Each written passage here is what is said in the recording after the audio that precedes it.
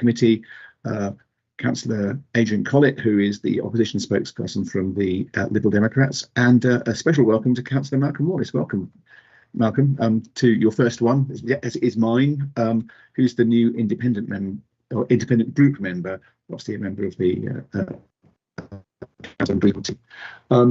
so we have no deputations this afternoon, and there are no key decisions that are exempt. So I think we can go straight on to our first item, which is safeguarding of bus priority measures on the B3400 in Basingstoke. I think it's Dominic, is giving the information on this one, please. Yes, it is me. Good afternoon. Good afternoon, Leader and members. I'll be actually presenting the first three of the reports on the agenda today. I do have my colleagues in support, particularly for any tricky questions that come up. All three of those reports are essentially as we briefed them, with no substantive changes, so I will keep the introductions to each very brief. So the first one, as you say, is for the approval of design options and then subsequent request for safeguarding for bus priority measures on the B3400 within Basingstoke.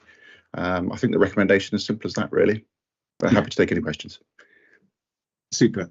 So I many years ago I lived in Basingstoke, so I know exactly where this is, Dominic, and it makes complete sense to me that you'd want to retain that land so that we could use it with bus priority measures if needed. Jonathan, do you have anything to add to this? No, I don't, actually, Nick, to be honest with you. Thank you. Okay. Adrian, Malcolm, No, any comments? No, I welcome reserving the options for the future. Super, thanks. Zoe, anything? No, Chair. All good. So it's a pretty straightforward one. The recommendations for this one are in paragraphs 2 and 3 on page 3 of the agenda papers of this meeting. I'm very happy to approve those. And so we can move on to the next one, which is probably of much more interest to Jonathan and Adrian, in the sense that it's from Hart. So it's the local cycling and walking infrastructure plan for Hart. Dominic. Thank you. So just to introduce this one again briefly, this is for the approval of the Hart LC Whip document. This will be the 9th LC Whip that we've adopted as a council if it's approved today. It's been developed jointly with Hart District Council, and they have adopted the document already. And it has been subject to consultation, so both the draft document and the consultation details are contained within the report. The recommendation is to approve the LC Whip. Super, thanks, and you know, a lot of hard work and a lot of detail in this one. Jonathan. Yes, I have no problem with the recommendations being made, but I want to alert everybody to the major threat happening to North East Hampshire, which includes Adrian, because LC Whip needs to be well aware of this. Martin Gibson I've been in touch with, and his counterpart at Hart District Council. There is a pending, it's not yet hit the target yet, but there's an application coming in for 5 massive warehouses at Junction 5 on the M3. This is going to produce traffic of about 14,000 movements every 24 hours. I'll repeat that. There'll be an extra 24,000 lorry movements every 24 hours. 14,000 lorry movements every 24 hours. It is an existential change to the way of life, probably for most people in Northeast Hampshire. It's huge. Now, it hasn't come back yet as an application, but it is. And Dominic does know that I've been keeping everybody informed of the progress towards it. LC Whip needs to be in on the action, because if an application comes in, Hampshire County Council needs to have a plan ready to extract as much money as possible from the developer to improve the cycling and walking in that area. And that needs to be recognised. That and I don't know if it's been recognised in this proposal that you're getting, but it needs to be recognised. I'd like Dominic to say something about this. I'd be most grateful. So, go ahead, Dominic. Sorry. Okay, thank you.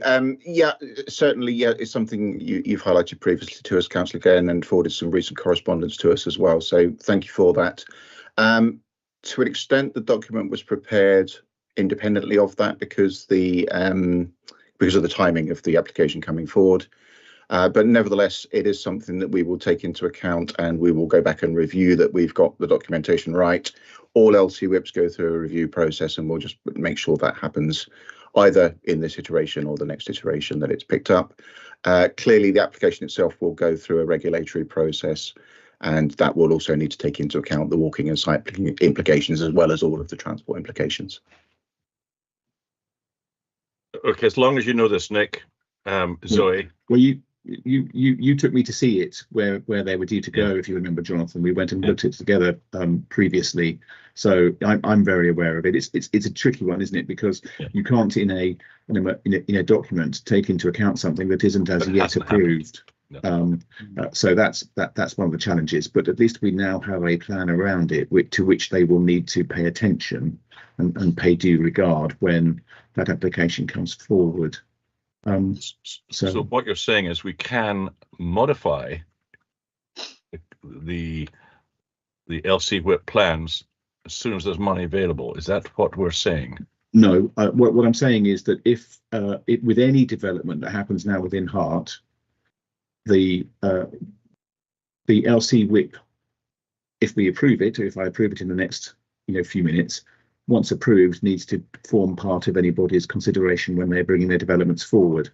What Dominic, I think, was saying, I'm just going to check that I'm not misunderstanding the situation, but what we are saying is that there is a built into the LC whips, there is a review process, and of course, if the development about which you're talking is given permission in the intervening period, not only do they need to take account of the existing LC whip when they put that application through, but also when we review the LC whip, that can then take into account anything that has changed by way of developments that are on the ground. Is that my understanding, Dominic, of how it would work? Yep, that's it. Yep, and the LC whip, of course, is part of the evidence base that we use in the negotiations as well. So it's quite an important element to have in place. Yes, exactly.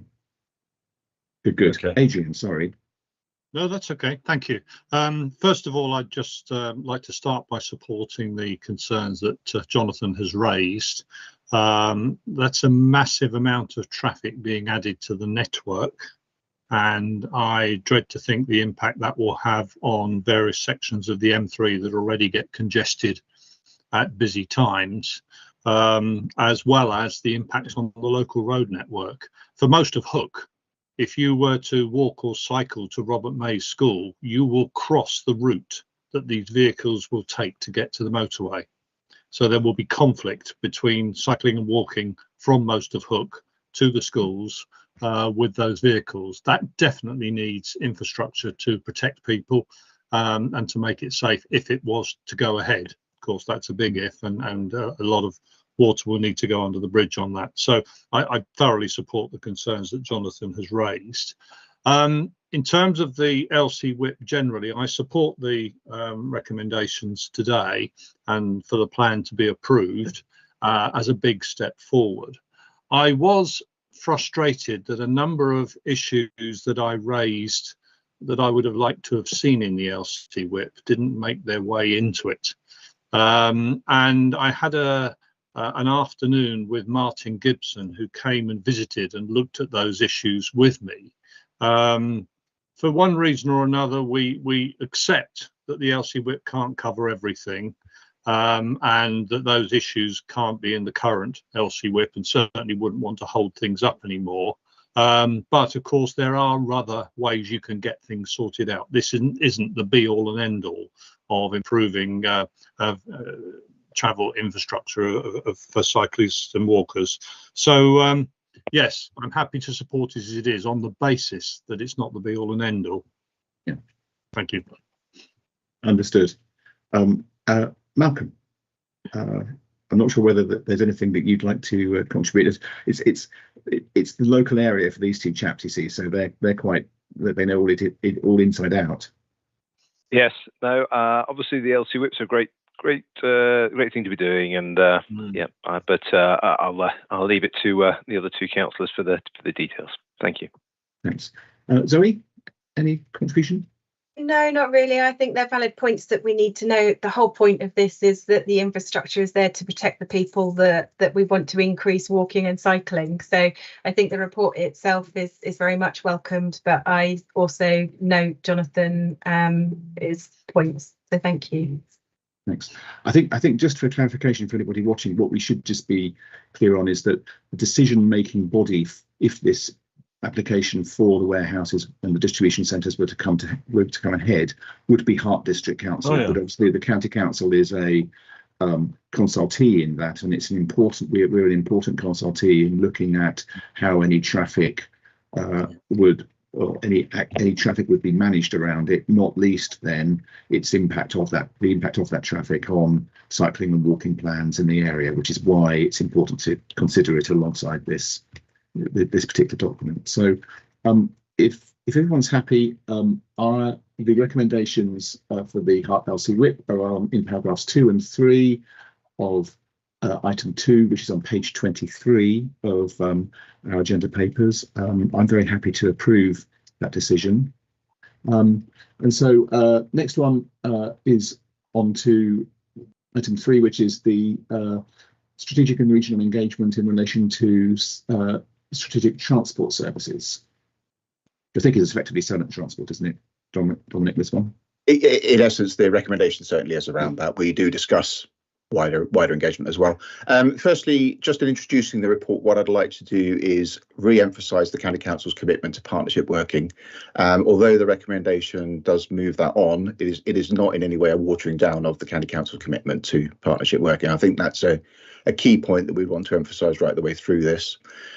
So the recommendation is really to, if you like, reshape and streamline partnership working in South Hampshire.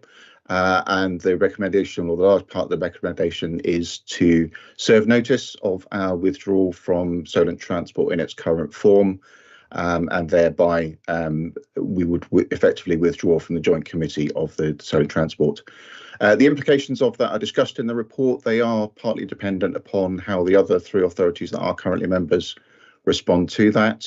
And in the report, we do highlight that we want to engage constructively with them on putting in place what we would hope would be an equally effective but more cost-effective way of partnership working for the future. There are potential staffing implications to this, and again, they are highlighted in the report. So yes, the recommendation is to serve notice of withdrawal from Solent Transport in essence. Okay, that's super. Thanks, Dominic.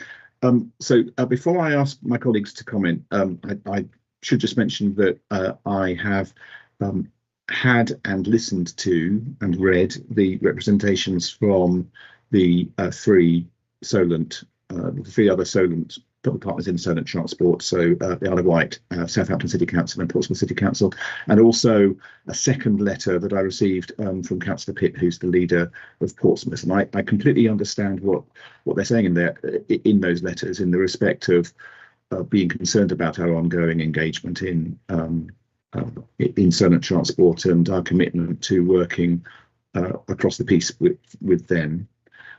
So I've thought about that, and I've taken those thoughts on board. Before I tell you what I concluded, let me just ask Jonathan and Adrian and Malcolm whether they'd like to say anything further. Jonathan? No, I'm okay, thank you. Okay, Adrian, sorry. Yes, I'm conscious that there is a degree of controversy on this, but equally, if it's costing us £90,000 a year, we have to look at whether that's money well spent in the current environment.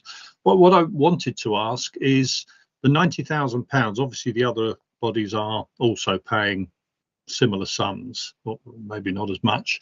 What is that money spent on at present?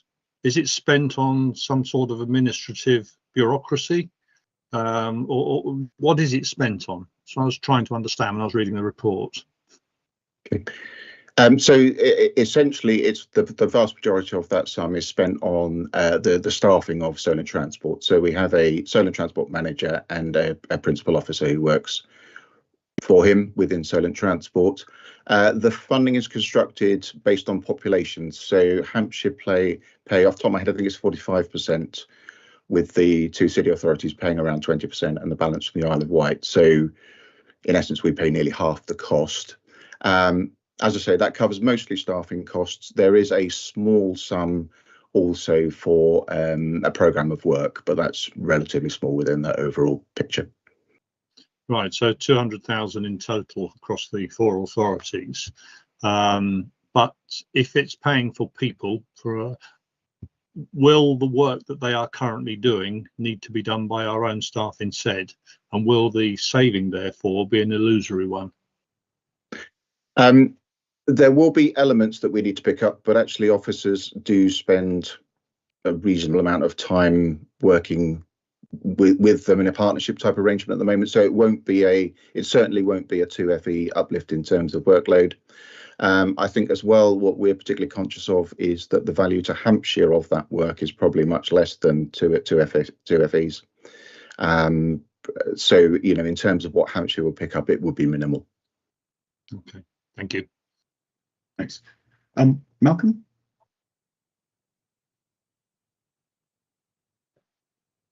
Nothing further at this point. Thank you. Yeah, thanks. Zoe, do you have any comment you'd like to make? Yeah, really pleased to say your comment of reassuring us about partnership work, because I think that's really important here, and keeping that dialect sort of open. So thank you. That's great to have that reassurance. You mentioned, though, obviously some of the outcome of this will depend on how those other partners decide to deal with this decision for us to remove. And I think you sort of mentioned, I think it's on page 194, that the benefits are about accessing external funding and obviously making sure the transfer flows between those authorities. Do we have any idea, or how are you going to, I suppose, update us or monitor maybe any effects that might be of the outturn of making this decision that we can't foresee those other authorities deciding? It's certainly something we'd want to update members on, and depending on how they respond, may need a future decision on that. I mean, the two most likely potential scenarios is either that the other three authorities decide between that they want to continue with Solent Transport as a three authority partnership as opposed to 4 authority partnership, or that they take a similar line to us and withdraw, and therefore effectively we disband Solent Transport as an entity. We have very effective links with officers, and equally there are very effective member links between each of us and each of the other authorities. So one-to-one working will work well for quite a number of the things we do currently through that grouping. And as the report also alludes to, there are linkages through Transport for the South East, which is the regional body for the whole region. So that gives a forum for joint working between us and other authorities. I just, for maybe members of the public, I then also, on the balance of that, to sort of draw attention to 14 when you say Solent Transport has no national status. So obviously, although I mentioned about attracting external funding, I think it's very clear, obviously, that you've taken that into consideration.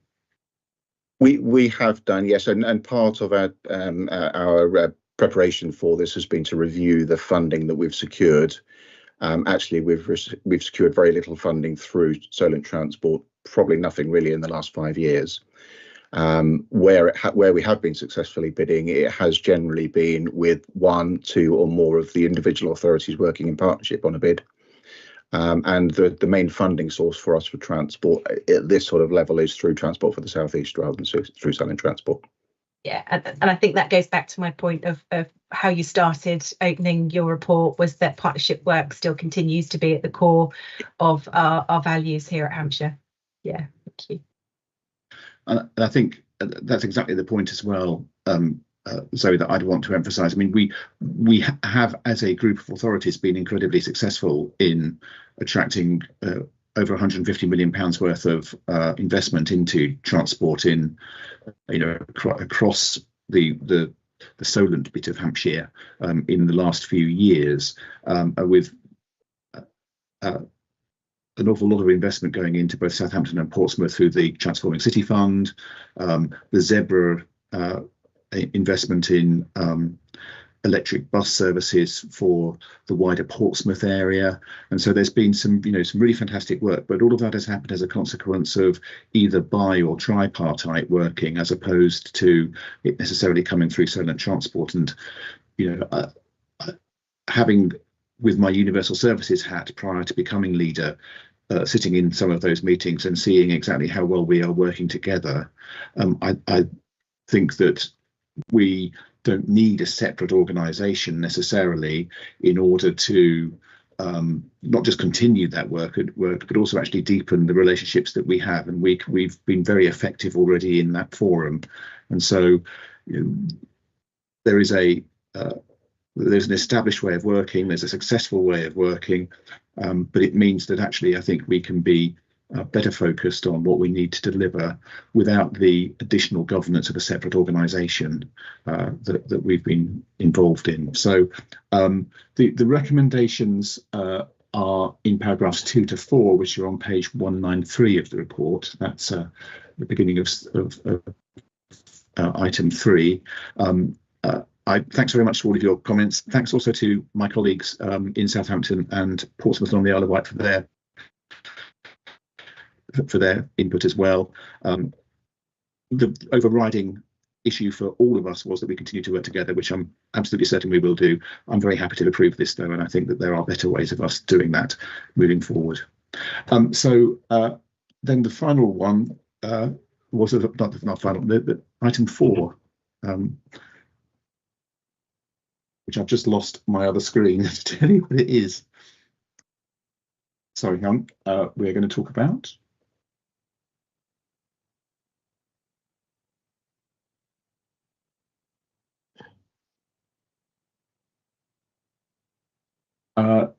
local nature recovery strategy. Sorry, Gary. I should have been looking at the screen. I was waiting for one of you to help me out with my COVID. I was politely helping you out, Nick, with a hand. So it's local nature recovery. It's over to Laura to introduce the report. Thank you very much. Good afternoon, leaders and members. So this report is looking to revise the timetable basically for the delivery of the local nature recovery strategy for Hampshire. So initially we were tasked with delivering it by December this year. That was the initial ask from DEFRA. But for a number of reasons, and mainly because I think the process is more complicated than they anticipated, and so there's a lot of additional guidance and technical advice that they're giving responsible authorities, which is kind of coming out in a bit of a piecemeal fashion. And obviously we've had the general election, which has meant that there's been a delay in some of that guidance coming out. It means that we weren't able to meet our original timetable, so we're now looking to shift it so that the delivery of the LNRS would be by July next year, with the bulk of the work still being done in this financial year, but it gives a little bit more time to make sure we can engage with our supporting authorities in the process. So we'd be looking to get cabinet approval probably in June next year, and prior to that we'd be taking it to select committee probably at the beginning of next year. Super, thanks so much, Laura. Jonathan, anything to add to this one? I think he's gone. Adrian, you'll have to step in. Be Jonathan for a minute. You're doing something as well. Zoe. It's all right. Yeah, it's all right, Nick. I got that. I have nothing to add to this. It was discussed at the meeting, the NATO strategy, and I think it's something we're going to bring up again later. Correct me if I'm wrong, Louise. It's going to be coming through in the January 25 meeting for the select. That's right. Yeah, Laura just mentioned that it'd be looking at it later. Sorry, and Adrian was trying to deal with a phone ringing. Yes. So, yeah. Is it my turn? Yes, please. Yeah. Yes. Yep. Thank you. Yeah, apologies for that. The phone started ringing. It's one of those nuisance calls, so I've deleted it. Yes, a few comments, if I may, on this. I'm pleased to see the report is here, but frustrated that our process is being required to slow down. There is so much damage that human activity has done to nature that the sooner we can start turning it round, the better. And the longer it goes on, the more damage is done. And I mean, we're all aware of the pollinators issue. We're all aware of the lack of insects on your windscreen of your car or your number plate compared with what there was a generation ago. Only earlier this week, I learned that we have lost something like a third of all earthworms in the UK in our soils for all sorts of different reasons. That our earthworms are depleting at a quite rapid rate. What I would prefer to see is an approach based on human activity no longer having negative effects. But I doubt that that's enough. And I think it's going to need quite a lot of human management of the situation in order to try and help the whole of nature recover. So the sooner we can get on with this, the better. And I'm looking forward to getting into the weeds on this one, the details of what it is that we can do. It's going to be a really tough issue, but an absolutely vital one. And I realise that a lot of people don't realise it, but I'm sure everybody on this call today does. The future of our survival is dependent on this. It's not just a nice to be. It's the future of human survival depends on getting this sorted out. Thank you. Yes, definitely. Malcolm, I would imagine that you would have something you'd like to say on this one. Yeah, well, first of all, it was just a quick question. I got a bit confused as to whether the delay was on our part or was driven by DEFRA. DEFRA saying that they don't want it till July 2025 now. So what they've said is they recognise that it is difficult for responsible authorities to meet that timetable because there is ongoing frustrations about the lack of guidance and advice on how we actually apply the regs. So we've got regulations which set out how we're supposed to prepare the local nature recovery strategy. But as responsible authorities get to critical points in the process, there are more questions being raised, and there are a lot of issues that are being worked through at the national level with responsible authorities where we need guidance in order to proceed. So because of that, they've said they wish to see the statutory consultation take place by March next year, which we're planning to do kind of towards the end of this year. So we're still ahead of that that kind of timetable, but it is mostly because of the lack of kind of guidance and technical advice and the questions about how we do this, because obviously we want to do it right first time and we don't want to have to redo anything, and the risk of going ahead of getting the guidance is that we will find out that we have to redo elements of it, so that's what we're trying to avoid. So it's going for consultation end of this year, so that's before it comes to the select committee? Yes, so we would do our public consultation on the draft strategy at the end of this year. We would then collate all of those comments, pull together a final draft, essentially, which would go to select committee. Then we would consult with our supporting authorities before it going to cabinet for final approval. Is that normally the way around? I mean, I'm thinking I've been working recently on the local plan at Winchester, and that would go to committee, then it goes out for consultation, then it comes back to the committee for review. We did get delegated authority from the executive member for H2050 last June to do that first consultation. So we've got delegated authority for that first consultation. Okay. Yeah, I mean, like Adrian was saying, it's obviously really important. This is a really important bit of work, and we presume we've been working closely with district councils on this as well, I presume. Yeah, absolutely. So each of the district councils, the 2 unitaries and the 2 national parks are supporting authorities, so they have a formal role in the process, and we have a steering group and a local planning authority working group that's set up, and we meet monthly so that we are engaging them in the process as we go along. Okay, right, thank you. So, Malcolm, I think to help you as well, something like the local plan has a different kind of route through scrutiny than this kind of thing would necessarily, which would perhaps be why you're anticipating it should be coming backwards and forwards a little bit more.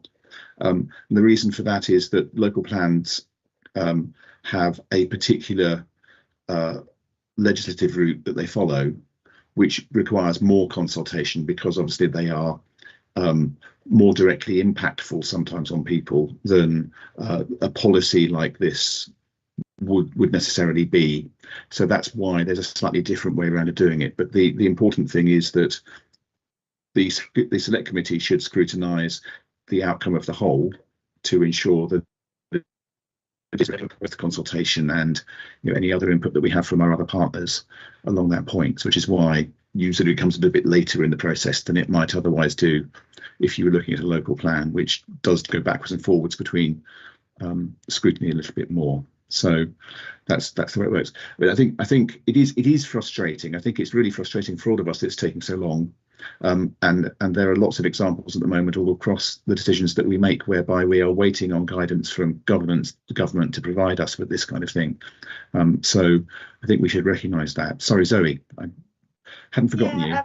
That's okay. And hopefully I'm right in saying, this is really an enhancement to our climate change strategy. So I don't want people to feel in the public that we are currently not doing anything for the natural environment. If you look at the climate change strategy, actually it forms part of our climate change strategy already. And we talk about that natural environment and habitat and biodiversity. What this does is really focus us. And I think we can all be frustrated. I think we would all love to be actually looking at the strategy itself and not actually just approving the timeline. But I just want to make it clear that this is really an enhancement and a real focus, but the natural environment is included in our climate change strategy, so we don't forget it. No, and nor should we. I think the number of people that were in London on Saturday at the Restore Nature protests tell us how important it is for people. I know that the Hampshire and Isle of Wight Wildlife Trust were very much in part of that,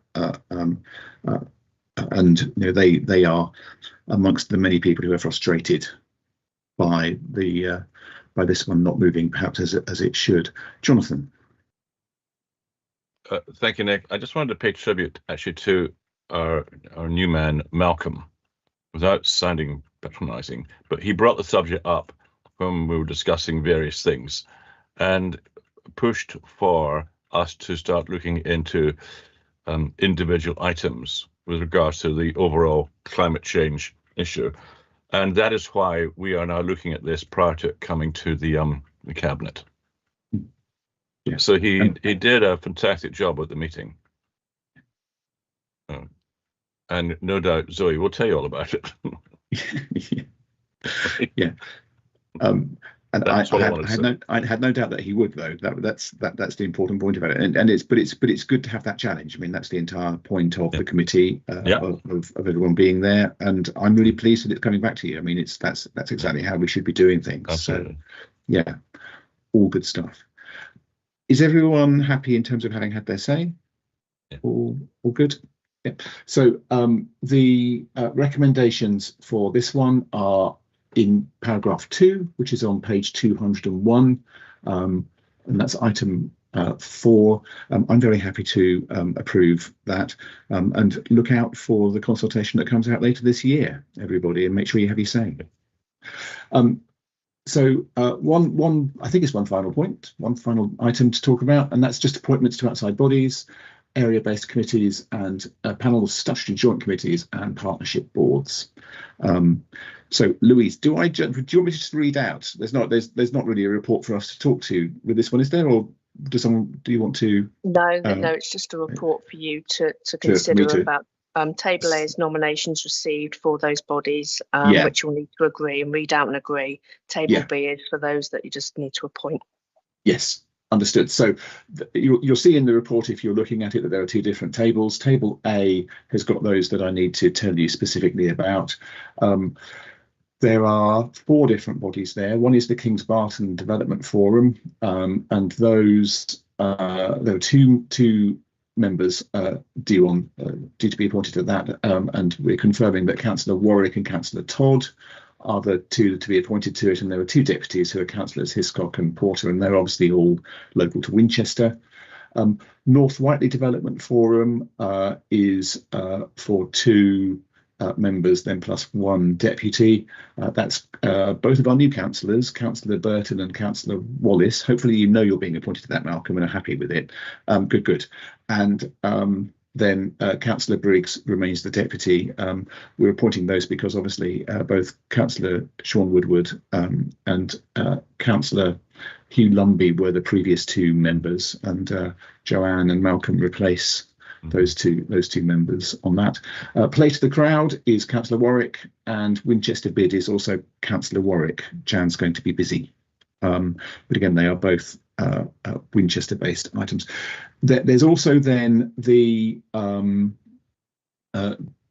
Table B. Table B, if you look at it, is not completely populated. There were a couple of slots still to be filled. I can confirm that Councillor Phil North is happy to continue as the deputy on Solent Freeport. And I'm very sorry, I failed miserably to find somebody who is happy to be the Hampshire Cultural Trust trustee, so we will need to bring that one back next time around in September just to confirm who that person is. There is somebody considering the role, but they haven't come back to me in time to be able to confirm that, so I apologise that we've not sorted that one out in time, but we will do so in the next couple of weeks. But otherwise happy to approve all of those appointments. That's fine. And I think otherwise there's no other key decisions and non-key decisions that are easy to be made. So thank you very much if you've been watching. Thanks for everyone to attending, and thanks to all of the officers for all their hard work with all of the reports that we put together and the decisions we've made today. And I think we're otherwise done. Right, well done, Nick. And Ask the webcast to be stopped, please. Welcome.